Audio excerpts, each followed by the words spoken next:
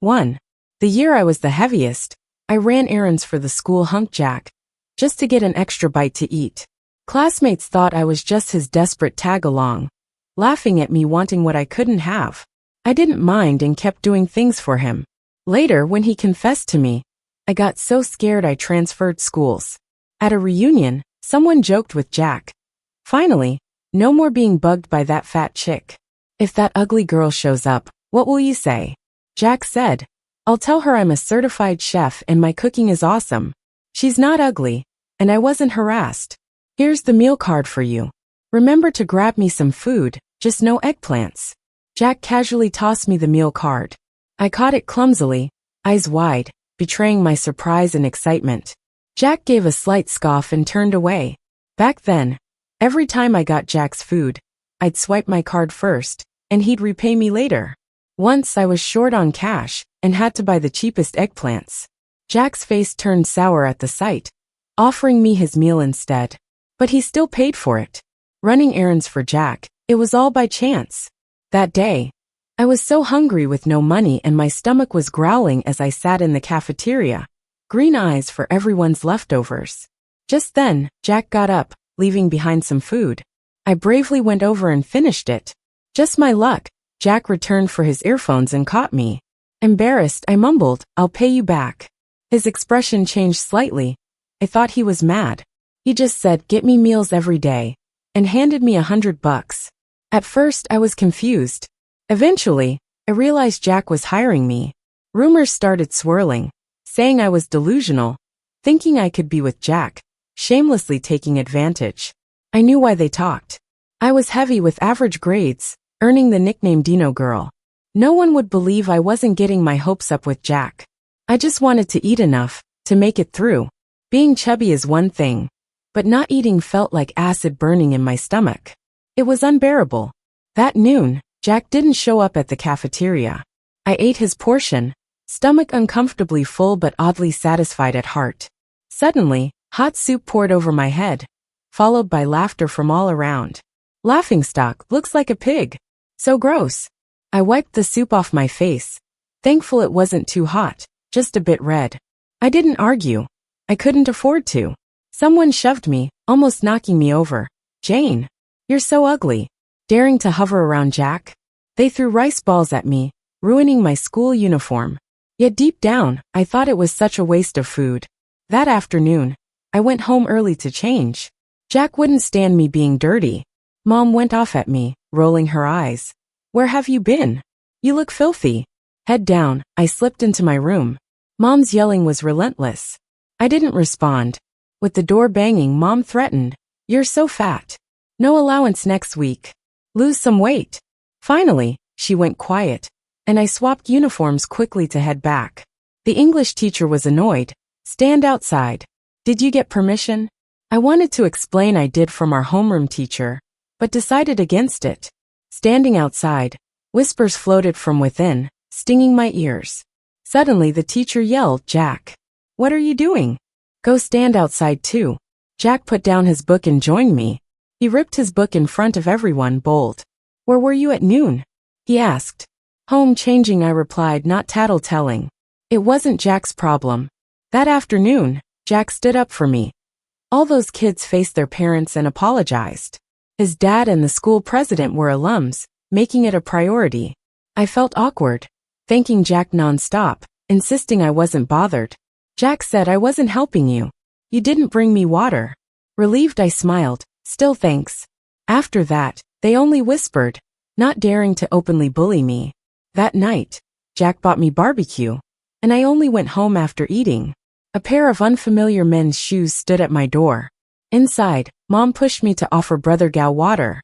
After serving him, Mom announced she'd remarry. Mom hung on the man, clueless to my trembling inside.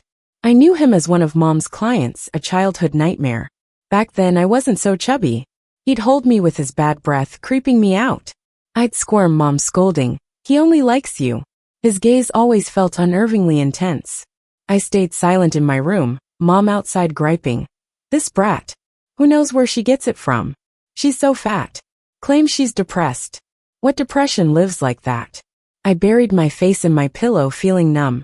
If only I could jump out the window. Would guilt nag Mom at my decomposing body?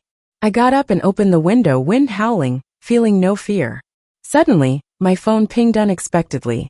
I stumbled over, reaching for my phone. Come out, buy me a drink. 2.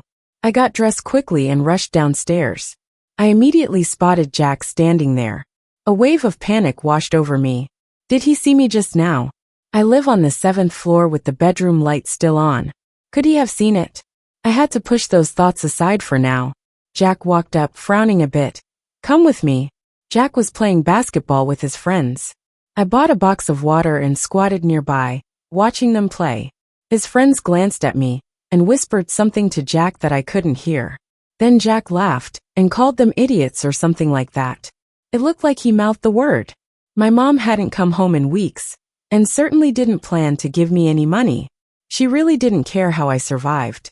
In fact, she thought a few missed meals might do me good since I'm so overweight. My meds were running out. I couldn't handle it and borrowed some money from Jack. Really, I'll pay you back later.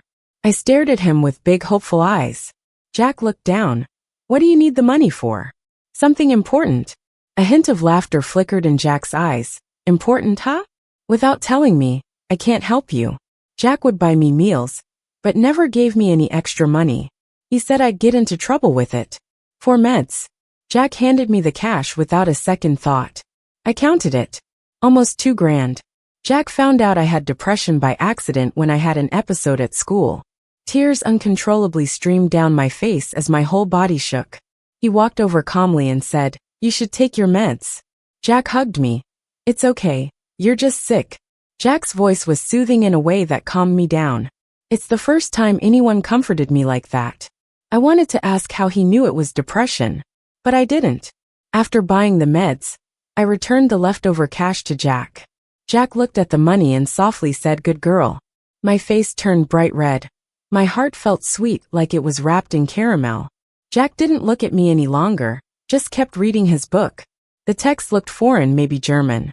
In gym class that afternoon, the teacher let us roam free, so I squatted on a stone bench. Suddenly there was a commotion. I turned to look. Jack, I like you. It was the school beauty confessing to Jack. Everyone was teasing, and the gym teacher didn't step in, enjoying the show. Jack frowned slightly. Only I noticed he was annoyed. A school beauty and heartthrob. They seemed like a perfect match in everyone's eyes. I rested my chin on my hand, watching them, hoping Jack would find a great girlfriend. The school beauty was beautiful, smart, and had a good character. She even stood up for me when others made fun of me. Amidst the crowd, he suddenly glanced at me, and as our eyes met, it felt unexpectedly warm. I instinctively looked down, the bell rang, and I walked away. There was an emptiness inside that I couldn't explain. Would I have to start getting 2 meals for Jack? I wandered aimlessly with my thoughts. Back in the classroom, students trickled back in, discussing the confession. Jack turned her down. If the school beauty confessed to me, I'd be over the moon. But he refused. I paused, the pen in my hand dropped. In the next moment, Jack picked up my black pen and patted my head. Lost in thought? I awkwardly asked, Why do you turn her down? Everyone turned to Jack, curious too. Both are good-looking, smart, from good families, and have good personalities. Why refuse? Jack frowned at my question. Focus on your studies, stop thinking about romance. I forgot Jack is like a saint, above worldly affairs. The school beauty gave up on pursuing Jack. She was straightforward, able to let go, and I admired her. She bought me a milk tea, winked.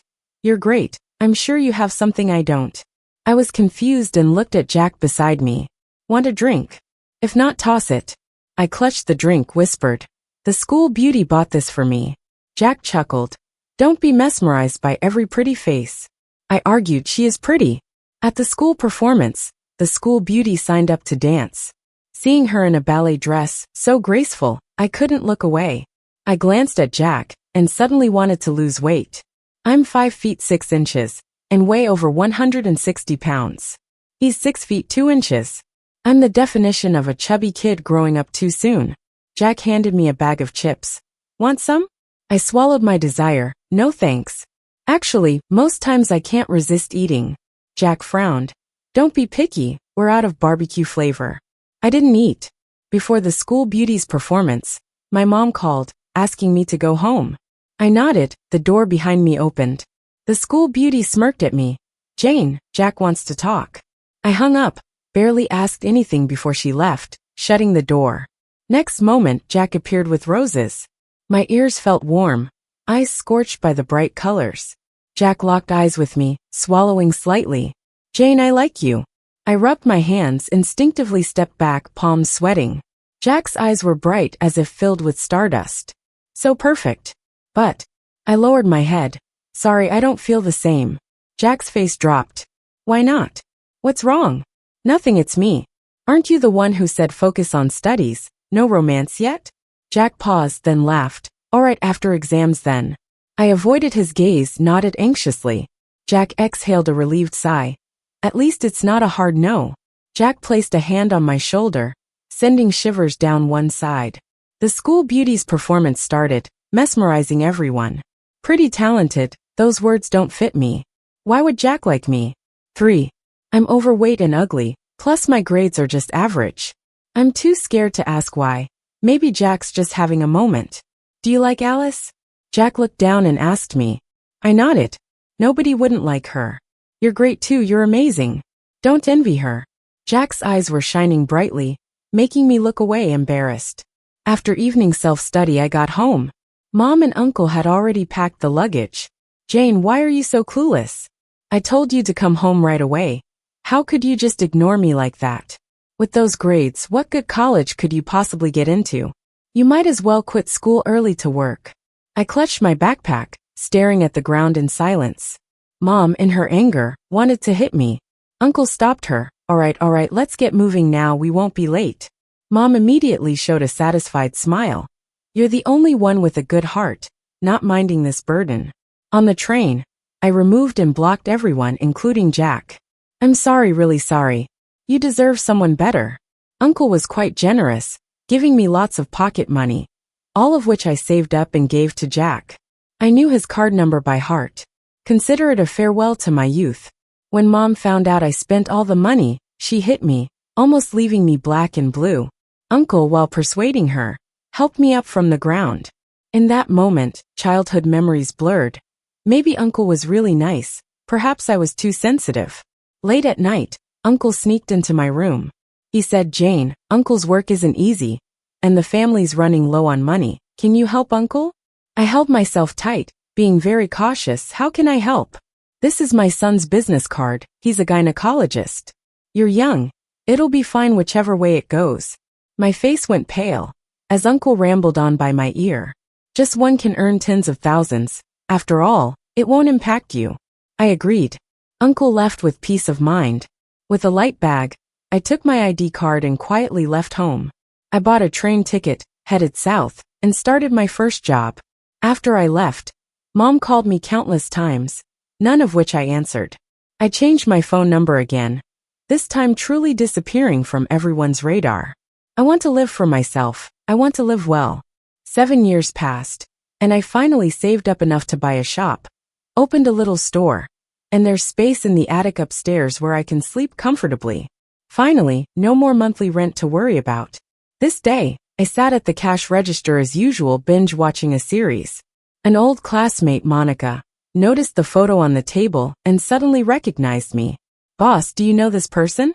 I looked up and realized it was Monica, who used to bully me in the cafeteria. I smiled. It's me, any problems? Monica looked at me incredulously. Jane, how did you lose so much weight? I looked down at myself. Over the year, I've slimmed down and become fair-skinned with long legs. No wonder people can't recognize me.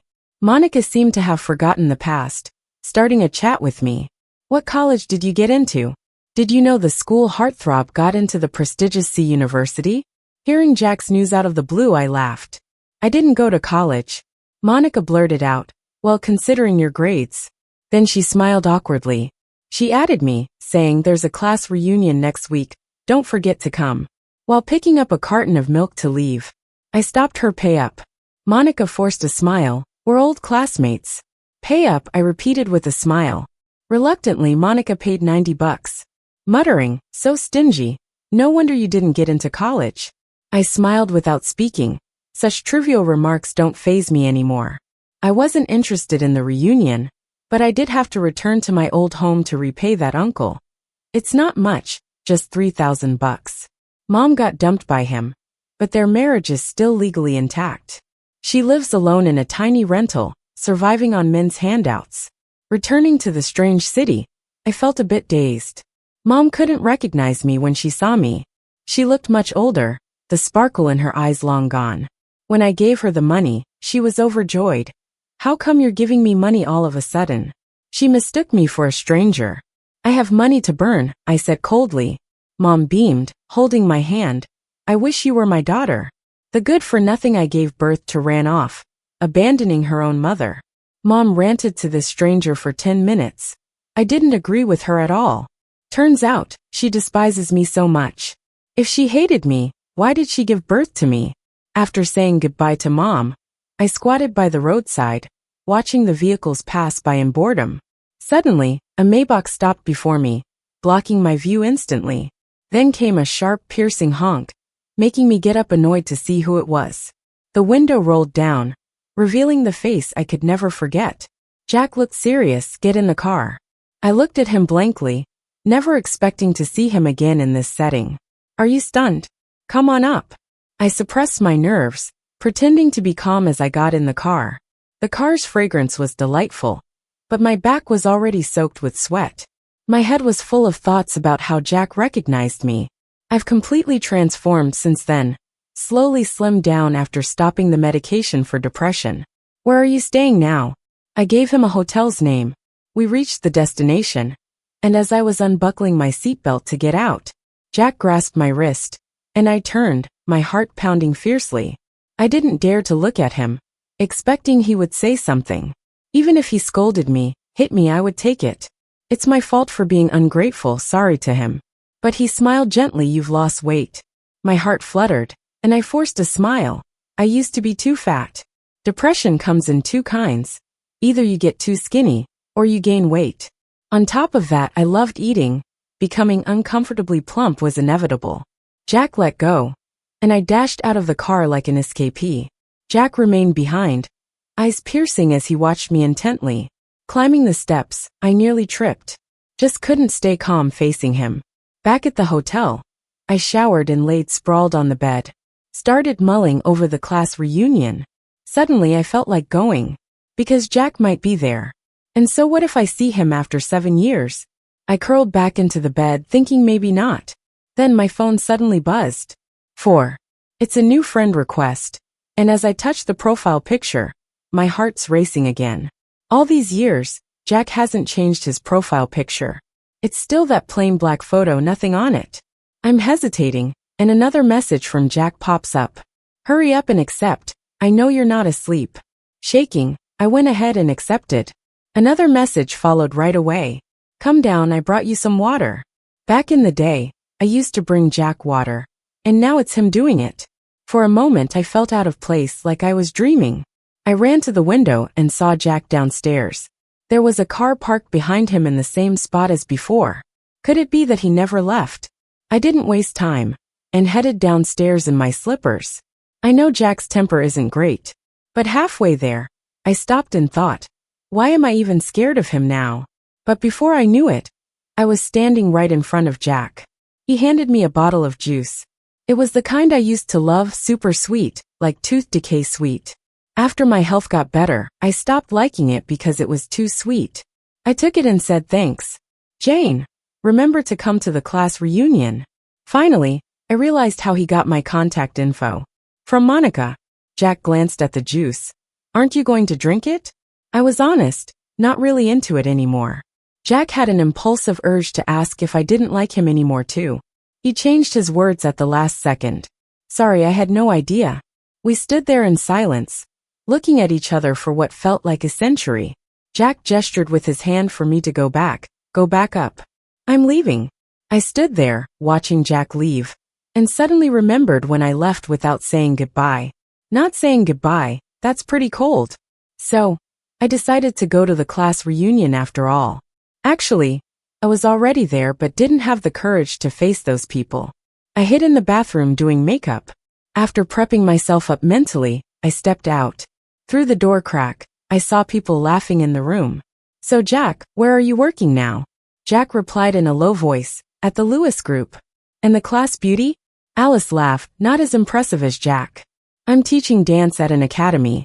"That's not bad. You two really are a great match." Monica suddenly jumped in. "Oh right, Jane's about to arrive. She's changed a lot. I almost didn't recognize her." Someone chimed in. "How much could she have changed? Still just an ugly girl." I clenched my hands tight, palms sweaty. Well, Jack's finally free from that chubby girl's pestering. When that ugly girl shows up, what will you say? That person gleefully assumed Jack would speak ill of Jane and share his disgust. But Jack spoke up. "I'd say I have a level 1 chef certificate, and my cooking would be great. Also, she's not ugly, and she never pestered me. I was the one who liked her all along." The room went silent, many people incredulous. How could it be? How could an amazing, accomplished guy like Jack like someone as plain and innocuous as Jane? Instinctively, I stepped back, my heart pounding, almost jumping out of my chest. Jack suddenly turned and met my eyes. He smiled and said, "Why are you standing at the door? Come on in." There was no escape. Jack came and opened the door. All eyes turned to me and I felt a spotlight on my back. Jack held onto my hand. "Jane, I'm not letting you go this time. So stop holding back." I sat next to Jack, and the room stayed quiet. Alice tried to ease the tension with a laugh. "Oh my Jane, you've gotten so pretty." As soon as she said that, the others seemed to snap out of a daze. I did change, and I was indeed beautiful, with many admirers around. It's all about looks these days. "Jane, how did you get so pretty after losing weight? Did you go under the knife?" There was no end to maliciousness. Jack cut in. Someone lacking good genes might think everyone else is like them. The person who made that comment looked twisted, awkward, saying nothing more. The conversation eventually moved on, but curious glances didn't stop. Soon they started comparing and chatting, and it all boiled down to money. How petty, yet I was guilty of the same. Alice whispered to me, "Jane, you like him, don't you? Be brave, liking someone isn't shameful." I stared blankly, and saw the disappointment in Alice's eyes. I knew he didn't like me, but I couldn't help myself. "You're so wonderful. That's why Jack likes you so much." Feeling restless, I left quickly. Was it that obvious? Turns out I was so transparent. That cup of milk tea meant so much. When Alice confessed her feelings to Jack, he didn't look at anyone else, just me. That day she knew. Perfection doesn't guarantee everyone's love. Jack followed outside, light rain drizzling, a chill when it hit the skin. Slowly he followed behind, even though he had a car and could easily drive away. But he stubbornly stayed with me. "Jane, stop. I can't catch up." I paused, obediently stopping. Jack hugged me tightly, warmth surrounding me instantly. His breath on my neck sent shivers through me. "Jane, don't be scared, don't be scared." I closed my eyes, tears rolling down. "I'm sorry. I've let you down for so long." Jack whispered in my ear, "I'll always come towards you. I have depression, it could relapse anytime. I'm not great or pretty, just plain useless." I kept listing my flaws. But Jack's simple "I like you" shut me down completely. "I like you." Jack stared at me intently. "No matter what, still like." I understood what Jack meant. "Why?" Jack began. "I don't know, I just like you. Always have." His temper is bad and he's a neat freak, but it all falls apart with Jane. He has enough patience to let her face her heart. Even if she admits she doesn't like him, he won't buy it. Eyes don't lie. Jack held my face, our foreheads touching as the rain outside grew heavier. I gave him a playful shove. "Let's head back, you'll catch a cold." Jack's eyes showed a hint of disappointment, but he insisted on walking me back. I said yes. Jack suddenly brought up something small. "That stray cat you used to feed, I adopted it. It's really chubby now. Want to see it?" He looked at me with anticipation. The stray was an orange tabby. I used to feed it a lot in high school, and later found out it actually had 2 caretakers, me and Jack. That cat charmed both of us into feeding it. Such a sly little thing. "Sure," I said. I missed that cat. Jack turned the car around and drove to his place. His house was clean, nothing scattered around, but it felt a bit too empty. As soon as we got there, the tabby came over, rubbing against us like we hadn't been apart for 7 years. So, do you still like it? Jack asked eagerly, as if he was really asking if I still liked him. I crouched down and pet the tabby, nodded a bit under his gaze. Jack and I ended up together. He kissed me, his lips warm, almost too much to handle. He held me tightly. You've gotten so thin. Jack looked almost tearful with worry. Yeah, I had lost some weight. On the lean side but still a normal weight. How about I cook for you? From now on I'll handle the meals. Okay. I chuckled in response. I stayed over at Jack's place. We laid in bed together, the tabby occasionally coming over to nuzzle us. Jack stared at the ceiling, speaking softly, don't be scared. My mom had depression too. It's no big deal. I propped myself up and looked at him. How's your mom now? He forced a smile. She's gone. My breath caught, and I reached out to touch his face. No wonder he could tell I was dealing with depression. Jack held my hand, lightly nuzzling against it. She took her own life. I tried to stop her countless times. Eventually, she asked if she couldn't have the right to die. And so Jack let her go. He didn't stop her, and watched as she embraced death. So his dad blames him, hates him for taking his mom away. But wasn't it his dad's actions that led to it? If only he hadn't cheated during the pregnancy. If only he hadn't angered his grandfather to death. Jack looked down at me. Don't leave me. I know I'm selfish. What he never said was that he had once seen Jane standing on a window ledge, almost ready to fall. It scared him to death. I laughed. Jack, I don't want to die. I've been reaching out for help. I don't even need meds now. Jack wasn't my only support, but he was the only one who stepped up to help. He smiled gently. You're as brave as my mom. Living or dying, both choices take courage. I tightly held Jack's hand. I chose to live, no longer wanting to leave this world. I returned to the small southern town, opening my store. Alice had sent me several pictures of her dance moves. Beautiful. Which one's the best? I replied thoughtfully. They're all great. Alice called, teasing herself. I thought I'd be a famous dancer, but here I am teaching kids. Alice came from a middle-class family. Everyone thought she had endless resources, but reality was different. Jack was the real deal, from a wealthy family. But that's good, right? You love to dance, and you were the campus queen. Alice laughed loudly. Not even close compared to you. I smiled but stayed quiet, disagreeing silently. Alice was the light of my youth, the proud, talented girl. I dreamt of being like her. Did you and Jack get together? She suddenly asked. I hesitated briefly but answered honestly. Yeah, we're together now. After all these years, I still like him. She sighed with relief. Now I can finally move on. Alice told me how Jack searched for me after I vanished. He found out I had deactivated my phone number and couldn't find me anywhere. He changed, smiled less, and never had another desk made after me. Jack kept my seat just for me. Everyone thought he was nostalgic, but Alice knew he liked Jane for who she was. Alice was truly envious. Envious of someone being so deeply loved. She doubted she'd ever experience that. We hung up, and I stared at the ledger for a long time. Jack had truly been alone for a long time. He really did like me, genuinely. On the weekend, I was sorting inventory when a man stood at the entrance holding roses, hesitating. I smiled and asked, "Can I help you?" He turned bright red and handed me the flowers. "Hi, Jane, I like you." I was startled. "What?" He repeated, "Jane, I'm serious about liking you. I'm 6 feet tall, own an apartment and a car. The apartment's mortgaged, but my relationship history is clean, and I make decent money every month. But I'll work hard. I really like you. I've watched you for a long time." I honestly had no clue who he was. Sorry. Before I could finish, he blurted, "Don't reject me just yet. I've bought a lot from your store. You really don't remember me? Lots of people shopped here. The place got pretty crowded sometimes, especially with the little post office next door." I was about to say more when a familiar voice interrupted. "Sorry, she's got a boyfriend." The man turned and saw Jack, who looked undeniably impressive. His face went pale, and he quickly left with the roses. Jack chuckled at me. "Quite the admirer, huh?" I felt a little embarrassed. Was this what they called having admirers? I quickly reassured him, "I only like you." Jack was thrilled.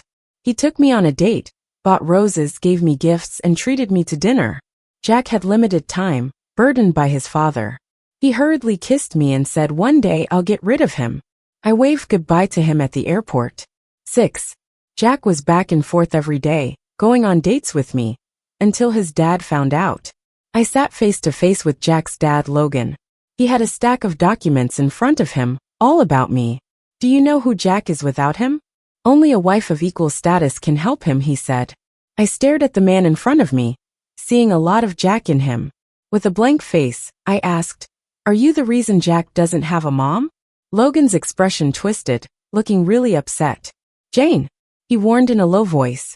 I softly replied, "No need to rush, you don't want to lose another son, right? He loves me, as his father, you should know that." Logan tried to force a smile. "Love fades over time." "But he waited for me for 7 years," I said. Logan still wanted to threaten me, but I suddenly slid my phone in front of him. It showed an ongoing call with Jack. Logan's eyes flickered with a bit of panic. He gritted his teeth. "Jane, you're playing games with me." I tapped the table as a reminder. "Your son is here." Jack glared at Logan, his face stern. "Dad, are you trying to ruin things for me?" Logan stood up, looking uncomfortable. "I'm your father. I'm doing this for your good." Jack stared back coldly, and Logan finally couldn't hold it anymore. "Jack, you should know what's best." "Jane is the best," Jack said. Jack's voice echoed from the phone, as if he said it twice. "Jane is the best." I hung up the phone and looked at the silent confrontation in the room. In the end, Logan backed down.